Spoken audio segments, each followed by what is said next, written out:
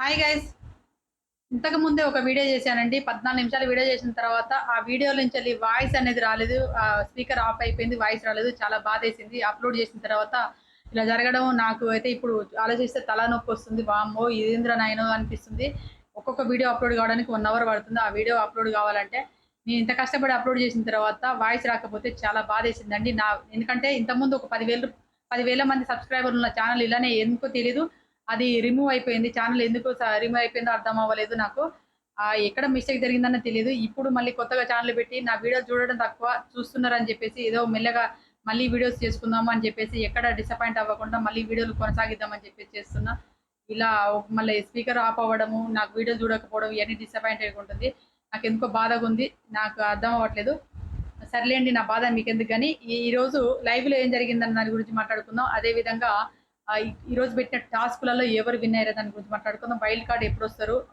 ఎవరెవరికి మధ్య గొడవ జరిగింది? వైల్డ్ కార్డ్ వచ్చిన తర్వాత ఏం జరుగుతది?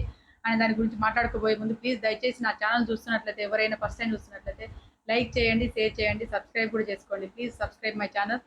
ఇప్పుడు మార్నింగ్ అంటే మనకు నిన్నటిదాన్నే కంటిన్యూగా ఉంటది అన్నట్టు. బ్లూ సీడ్ గెలుచుకున్న వాళ్ళకి ఒక గేమ్ పెట్టడం జరిగింది కదా! Emotional game. ఆ గేమ్‌లో నిన్న సంజన గారు మన ప్రియ ఇద్దరు ఆహ్, ఏది ఒకేసారి బజార్ నొప్పిందని చెప్పి దానిపైన గొడవ జరిగింది. ఆ గొడవలో ఈ సంజన ఏడ్చింది. దాని తర్వాత ప్రియ కూడా సాక్రిఫైస్ చేస్తా అనుకుంది. కానీ బిగ్ బాస్ ఒప్పుకోలేదు. అక్కడ అంటే బిగ్ బాస్ ఒప్పుకోవడం కాదు. ప్రియనే అని చెప్పేసి ఆ అమ్మాయి శ్రీజ చెప్పడం జరిగింది. ప్రియనే బజార్ నొక్కిందని చెప్పడం జరిగింది. బిగ్ బాస్ అంటే కన్ఫ్యూజ్ రూమ్‌లకి ప్రియ వెళ్ళడం జరిగింది.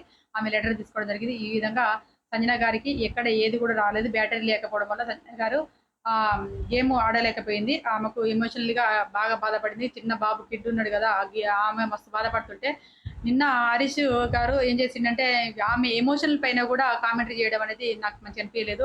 అదే విధంగా ఈ హరీష్ గారికి సంజన గారికి పడతలేదు. హరీష్ గారు సంజన గారంటే ఎందుకో తెలీదు. కొంచెం గ్రడ్జ్ పెట్టుకున్నట్టు అనిపించింది. ఎక్కడ చూసినా కూడా ఆమెతోని ఏదో ఒకటి అంటే గొడవ పెట్టుకోవాలనే ఉద్దేశంతోనే పెట్టుకుంటున్నట్టు కనబడుతుంది. పొద్దున బాటిల్ తీసుకొచ్చి అక్కడ పెట్టిందంట. వాటర్ బాటిల్ గురించి గొడవ పెట్టిండు. ఆమె వంట చేసుకుంటా అనుకుంటున్నా కూడా అక్కడ కూడా నేను చేయనా లేదా అని చెప్పేసి అక్కడ గొడవ పెట్టిండు. తనుజ మీద కూడా గొడవ పెట్టడం జరిగింది. ఇలా గొడవ పెట్టుకుంటూ పోతే ఇంకా హరీష్ గారిలో మార్పు రాకపోతే ఆడియన్స్ కూడా విరక్తేస్తది. అతను ఏందిరా ఇంకా మారకపోతే ఎట్లరా ఈయన మారతాడు కూడా మారట్లేడు. బయట నుంచి ఆడియన్స్ రూపంలో ఇన్పుట్ వచ్చింది. వాళ్ళ వైఫ్ నుంచి ఇన్పుట్స్ వచ్చినాయి. తర్వాత నాగార్జున గారు ఇన్పుట్స్ ఇచ్చారు. అయినా కూడా ఈయన మార్పు చెందకపోతే ఆడియన్స్ కూడా ఎందుకు స్వీకరిస్తారండి? ఎన్ని రోజులు ఇంకా అపరిచితుల్లాగా మారుతుంటే ఎవరు కూడా స్వీకరించరు. ఈయన చేసే బ్యాడ్ కామెంటరీలు అనేది ఎవరు స్వీకరిస్తారు? ఎవరు కూడా స్వీకరించడానికి రెడీగా లేరు. సర్లేండి. మరి ఇప్పుడు ఈరోజు అది ఎమోషనల్ టాస్క్ అయిపోయిన తర్వాత నెక్స్ట్ వచ్చేసి బ్లాక్ సీడ్ గెలుచుకున్న వాళ్ళకి ఒక టాస్క్ పెట్టడం జరిగింది. ఆ టాస్క్ ఏంటంటే బ్లాక్ సీడ్‌లో పెట్టిన వాళ్ళ టాస్క్ గెలిస్తే ఆ టాస్క్‌లో గెలిచిన వాళ్ళకి ఇమ్యూనిటీ వస్తదన్నట్టు. ఇమ్యూనిటీ వచ్చిన వాళ్ళు డైరెక్ట్ నామినేషన్ నుంచి సేవ్ అవుతారన్నట్టు. అది గేము. ఈ గేమ్ కాన్సెప్ట్ ఎవరి కోసం పెట్టిండని చూసినట్లయితే రీతు చౌదరిని కాపాడడానికి గేమ్ పెట్టినట్టు అనిపిస్తుంది. ఇది ఫిజికల్ గేమ్. ఈ ఫిజికల్ గేమ్‌లో ఇక్కడ ఫ్లోరా బ్లాక్ సీడ్ గెలుచుకుంది. తర్వాత శ్రీజ బ్లాక్ సీడ్ గెలుచుకుంది. మన రీతు చౌదరి బ్లాక్ సీడ్ గెలుచుకుంది. ఇది ఫిజికల్ గేమ్ అయినప్పుడు ఫిజికల్‌గా ఫిట్‌నెస్‌గా ఉన్నటువంటి రీతు చౌదరిని కాపాడడానికి గేమ్ పెట్టిండేమో అనే ఉద్దేశం కనపడుతుంది. ఎందుకంటే మనం ఎటు చూసినా కూడా రీతు చౌదరిని కన్ఫెషన్ రూమ్ పిలిచి ఆమెకు చికెన్ ముక్కలు ఇయ్యడము, ఆమెతో ప్రేమగా మాట్లాడడం, అవును big boss, please big boss అని చెప్పేసి ఆమె అందరి మీద ఏదో లేనిపోని చాడీ చెప్పుకోవడం, లేనిపోని అన్ని నెగెటివ్ థింకింగ్ థాట్స్ అనేది ఆమె చికెన్ ముక్కల కోసం యూజ్ చేయడం అనేది మంచి అనిపించలేదు. బయట ఈమె క్యారెక్టర్ అంటే క్యారెక్టర్ అనకూడదేమో. ఈ బయట ఏమో ఈ వీడియోస్ అన్ని వైరల్ అవుతున్నాయి. ఆ వీడియోస్ ప్రకారం చూసినా కూడా ఓటింగ్ ఏమో తక్కువ పడుతుంది. అదే విధంగా హౌస్‌లో కలిపే పులిహోర, బయట కలిపే పులిహోర సేమ్ కనపడడం వల్ల కూడా ఈమెకు బాగా నెగటివిటీ వచ్చింది. ఆ ఆడియన్స్ కూడా ఎవరు ఈమెను స్వీకరించట్లేదు.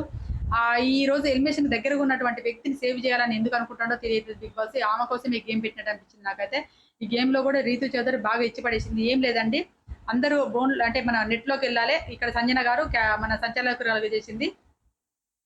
ఆ బాల్ పట్టి గోల్ కొట్టడం అంటే బాల్ పట్టి బోన్‌లో ఎయాలంటే బుట్టలో బాస్కెట్‌లో ఎయాలన్నట్టు. బాస్కెట్‌లో ఏసిన వాళ్ళే విన్నర్ అవుతారు. 3 బాల్లు ఎయాలి మాక్సిమంగా. ఆ 3 బాల్లు ఎలా అంటే నెట్ లోపల ఉండాలి. నెట్ లోపల నుంచి సంజన బాల్ లోపలికి బాల్ ఎస్తది. ఆ ముగ్గురు మధ్య ఫిజికల్ బాగా జరుగుతది. బాగానే శ్రీజ మస్తు ఫైట్ ఇచ్చింది. అంతే ఫిజికల్‌గా ఉన్నటువంటి రీతు చౌదరికి ఫిజికల్ ఫైట్ ఇయ్యడం అంటే గ్రేట్ మామూలు విషయం కాదు. శ్రీజ గేమ్‌లో తోపనిపించుకుంది. బాగా ఇచ్చి పడేసింది. ఆడికి అయినా కూడా ఫిజికల్‌గా ఉంది కాబట్టి ఈ అమ్మాయి రీతు చౌదరి బాల్ లాక్కొచ్చేసి ఆమె బాస్కెట్‌లో ఎయడానికి ఆడ ఏమంటారు ఒక డబ్బాలో పెట్టుకోవడం ఎవరి బాస్కెట్‌లో అంటే ఎవరు సర్కిల్‌లో వాళ్ళు పెట్టుకుంటే మళ్ళా బాల్ ముట్టుకోవడానికి వీల్లేదని చెప్పేసి టాస్క్‌లో కండిషన్స్ అన్నట్టు. బిగ్ బాస్ చెప్పిన కండిషన్స్. అక్కడ ఈ అమ్మాయి రీతి చౌదరి 4 బాల్ గెలుచుకుంటది. అదే విధంగా శ్రీజ 1 బాల్. తర్వాత శ్రీజ హెల్పింగ్ చేస్తదంట. ఫ్లోరా 2 బాల్ తెచ్చుకున్నాక మూడో బాల్‌కు శ్రీజ హెల్పింగ్ చేయడం వల్ల ఫ్లోరా కూడా మూడో బాల్ తెచ్చుకుంటది. 3 బాల్ మినిమమ్ 3 బాల్ తెచ్చుకొని ఆ బాస్కెట్‌లో ఎవరైతే 3 బాల్లేస్తారో వాళ్ళు టాస్క్ విన్నర్ అన్నట్టు. ఇక్కడ రీతు చౌదరి తెచ్చుకున్నాక టెన్షన్ పడింది. టెన్షన్‌లో ఒకటే బాలేసింది. ఫ్లోరా 3 బాల్లేయడం వల్ల ఫ్లోరా ఈ గేమ్ విన్ అవుతది. గేమ్ విన్ అయినాక బిగ్ బాస్ ఫ్లోరాను నామినేషన్ నుంచి డైరెక్ట్ సేవ్ చేయడం జరుగుతది. ఇమ్యూనిటీ గెలుచుకుంది కాబట్టి నామినేషన్ నుంచి సేవ్ చేయడం జరుగుతది. ఈ విధంగా ఫ్లోరా గారు నామినేషన్ నుంచి ఈ వారం సేవ్ అవ్వడం జరుగుతది. అదే విధంగా సేవ్ అయినటువంటి ఫ్లోరా ఓట్లు మీరు ఎవరికేస్తున్నారన్నది మీరు డిసైడ్ చేసుకోండి. ఎందుకంటే ఫ్లోరా నామినేషన్‌లో లేనట్టే ఇక. మీరు ఫ్లోరా ఓట్లను ఎవరికి సేవ్ చేయాలి, ఎవరికేయాలనుకుంటారో మీరు ఆలోచించుకొని ఓట్లేసుకోండి. ఎందుకంటే ఇక్కడ డేంజర్ జోన్‌లో కళ్యాణ్ ఉన్నాడు, ప్రియా ఉంది, రీతు చౌదరి ఉంది. మీరు ఈ ముగ్గురిట్లో ఎవరు ఉంచాలనుకుంటారో వాళ్ళను ఉంచుకోండి. అంటే ఏది బయటికెళ్ళగొట్టాలనుకుంటారో వాళ్ళకేయకండి. వద్దు వీళ్ళు ఉండాలనుకున్న వాళ్ళకి ఓట్లేసుకోండి. ఎందుకంటే ఇప్పుడు ఫ్లోరా ఎలాగో సేవే.